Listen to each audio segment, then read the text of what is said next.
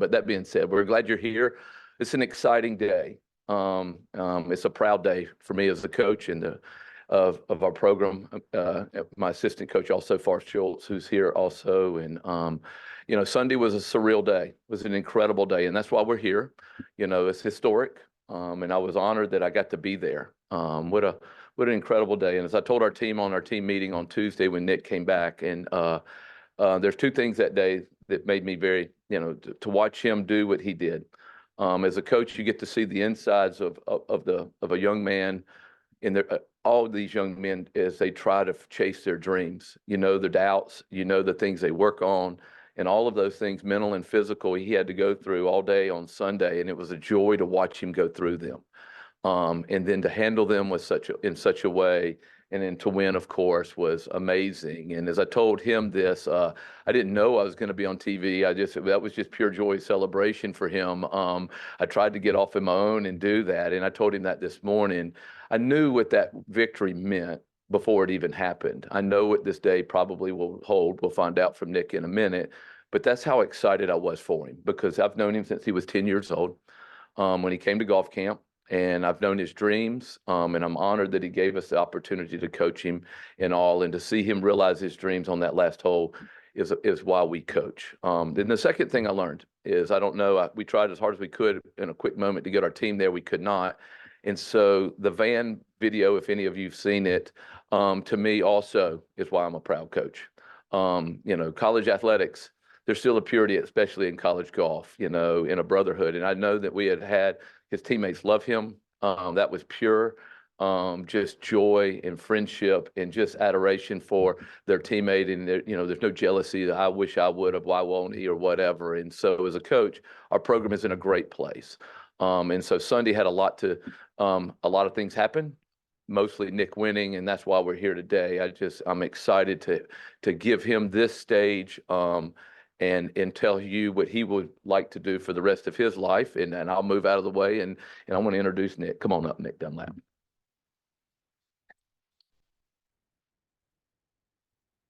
Oh boy. First off, thank you all for being here. I know it's, a little short notice, and it's been a hectic past couple of days, but thank you for being here. First off, I just want to say that, choosing the University of Alabama is by far the greatest decision I've ever made. I've grown as a person, as a player. When Coach Sewell first recruited me, by the way, first coach to ever recruit me, and I was a little shit, not gonna lie. But I've learned a lot, and I'm very grateful for my time here, and AD Byrne and the University of Alabama, and couldn't be happier with where I decided to come. And but I first off, my parents, they've through all the ups and downs, they've always been there, whether that's driving through the night to see me play golf, or getting up early, and kind of first starting to understand how expensive golf is. So thank you. And as I mentioned, Coach Sewell, but we've been through a lot, and I didn't want to play for anybody else, and I'm glad I made the decision to play for him, and hopefully I've represented Alabama golf well. But and to my teammates and the people that are watching, love you guys, and being your teammate has been a blast for me. To all my friends and family and Izzy, the support I got, from the people that flew out and from the people that were here watching, thank you. Gosh dang, didn't think I was gonna cry. And from TaylorMade and Adidas, from two companies that have supported me from the very beginning, with Corey being here. Our relationships go way past just what you see on the outside. There's some cool stuff that goes behind the scenes, and they've been there for a lot of my cool moments, and a lot of bad ones too. And Core, I appreciate being here. And look forward to working with you guys in the future. To Scott Simpson, a little behind the scenes guy. Helps me with a lot of my law stuff and looks after me for however long he's known me for quite some time as well. And Brian back there, my swing instructor. Got to thank him for dealing with all my messed up problems. And where's Hunter at? Quiet Hunter.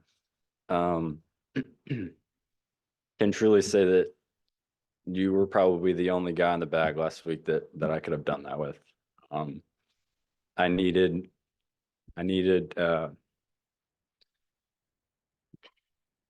his demeanor and what he gave me out there was really special, and I'm happy to share that with you. To another guy behind the scenes, but Brett. Good. Yeah, I'm good. To Brett McCabe. He's got to sort out all the demons in my head, and definitely doesn't get enough credit for sure. And thank you.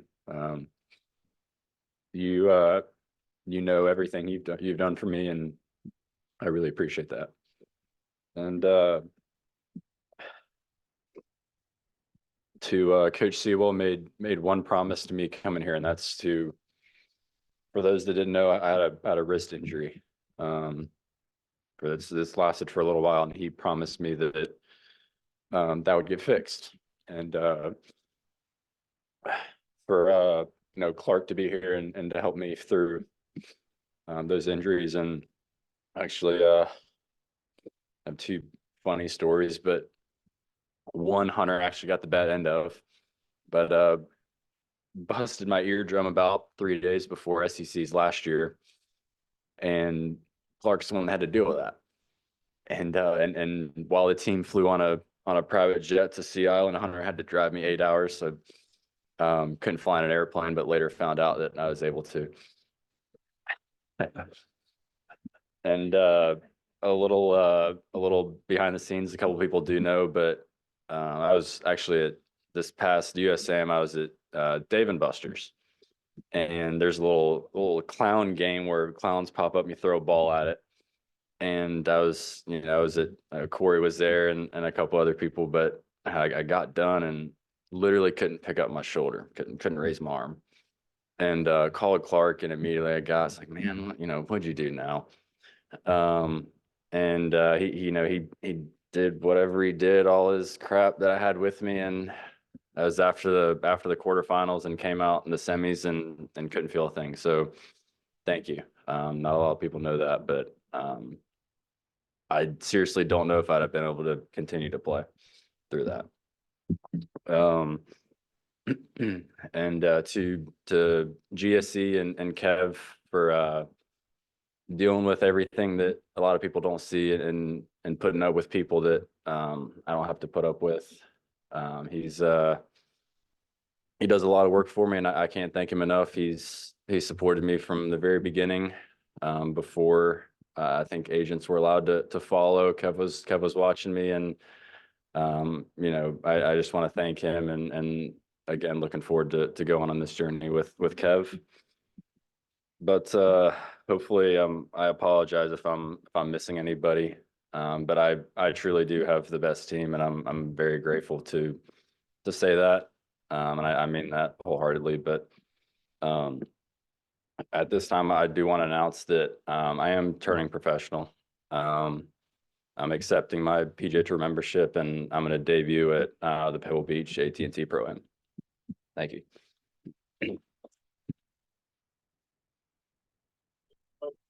Nick, at this time, we'll go ahead and take questions for Nick only. Just raise your hand if you have a question, bring a mic over. Let's start in the back of the room on the right. You got a mic coming your way, Brian.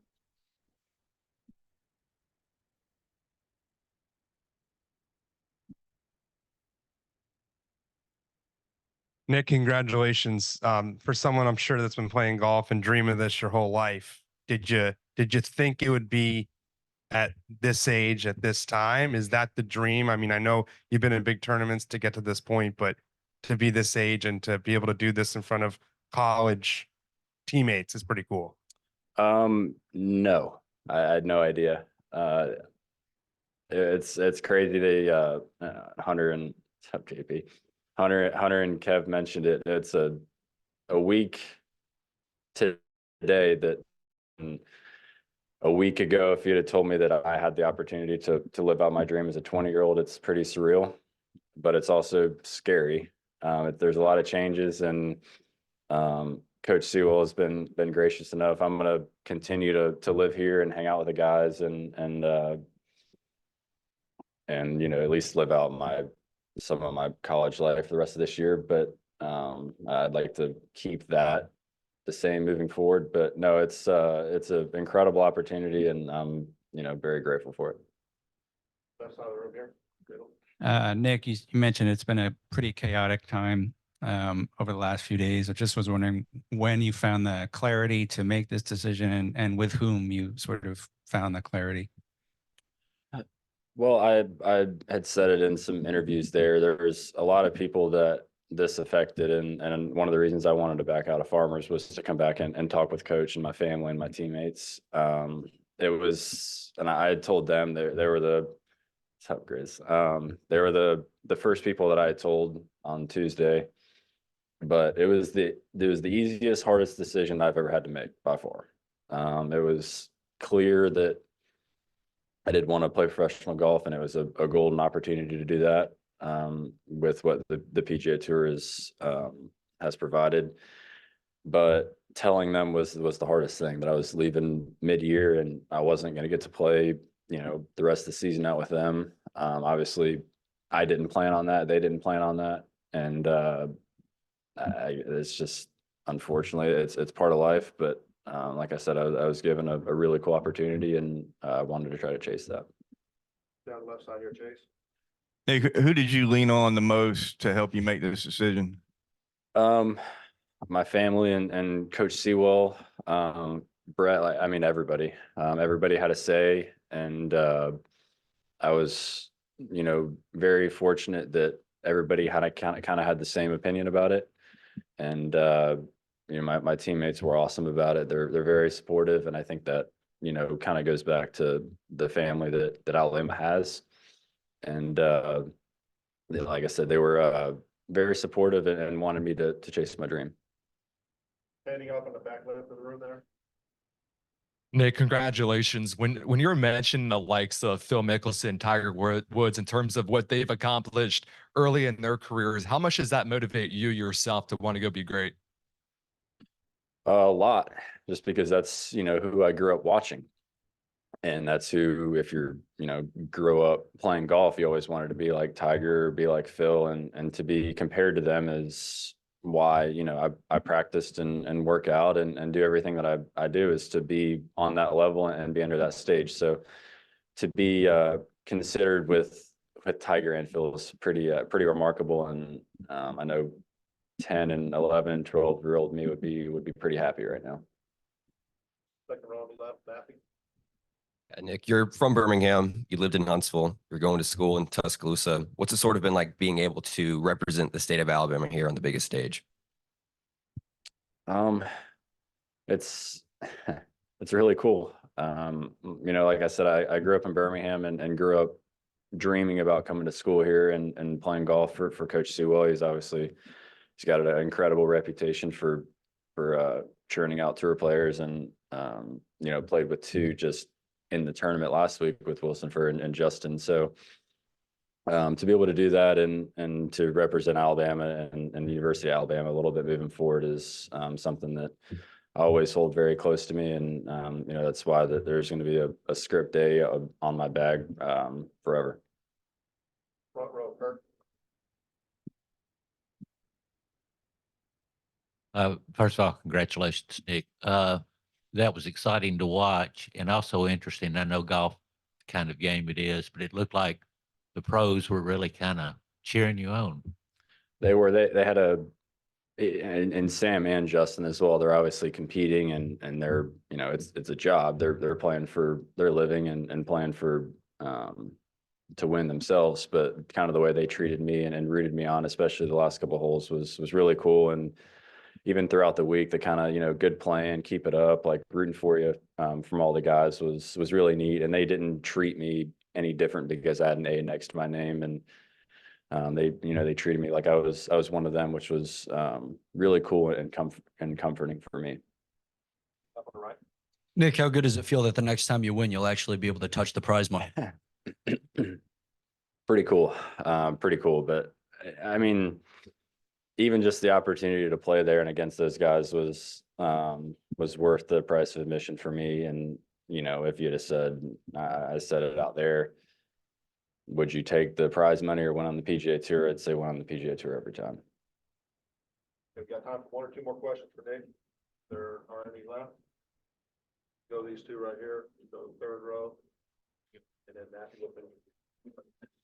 So looking ahead now, this opens things up quite a bit for you, and you've got some pretty big courses ahead of you on your schedule, Pebble Beach and TPC Sawgrass, for example. What are you most looking forward to, sort of looking ahead the next couple of months, and what courses maybe do you have some familiarity with? I've played TBC a couple times. I've played it in some junior events, but all of them are new to me. And I think that's something that's really cool. Obviously, Hunter's going to be a big advocate for that. He's had some success at Riviera, and I'll use his word and his insight on that. And I'm looking forward to it, but looking forward to Augusta. I think that'll be a, you know, experience of a lifetime. And just to play out the schedule that I've been given is going to be, it's gonna be really neat, but also the opportunity to kind of pick and choose your schedule as a 20-year-old on the PGA Tour is unbelievable. Yeah, they're in the front 9 of the final round. Nick Saban joined the Golf Channel in a guest appearance. On it, one of the comments he made, he said he believed it. You have the right stuff. That's high praise from one of the biggest sport figures of this generation. What's it like having someone like that supporting your journey?